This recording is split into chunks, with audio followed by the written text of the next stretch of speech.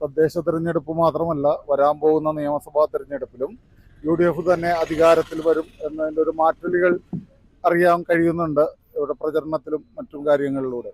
നമുക്കറിയാം, ഇന്ന് ശബരിമലയെ കള്ളസങ്കേതം, ശബരിമലയിലെ സ്വർണ്ണപ്പാളികൾ കട്ട് അവര് സ്വർണമെന്ന് പറഞ്ഞാൽ പിണറായി വിജയന്റെയും കൂട്ടരുടെ ഒരു വീക്കൻസായി മാറിയിരിക്കുന്ന കാലഘട്ടത്തിൽ ശബരിമല എന്നല്ല, മറ്റ് ദേവസ്വം ബോർഡിന്റെ കീഴിലുള്ള എല്ലാ അമ്പലങ്ങളിലെയും സ്വർണങ്ങൾ ഇവരടിച്ചു മാറ്റും. നമുക്കറിയാം, പണ്ട് മുതൽ തന്നെ ഈന്തപ്പഴത്തിലും അതുപോലെ ബിരിയാണി ചെമ്പിലും എല്ലാം സ്വർണം കടത്തിയ പിണറായി വിജയന് ശബരിമലയിൽ സ്വർണം കടത്താനൊന്നും ഒരു മടിയും ഉണ്ടാവില്ല.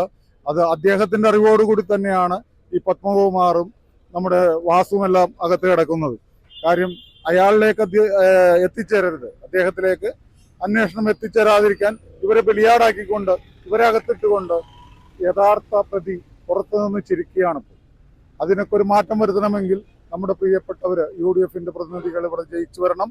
അതിന് എല്ലാവിധ പിന്തുണയും ഞങ്ങളുടെ ഭാഗത്തുനിന്നുണ്ടാവും എന്ന് മാത്രം പറയുന്നു.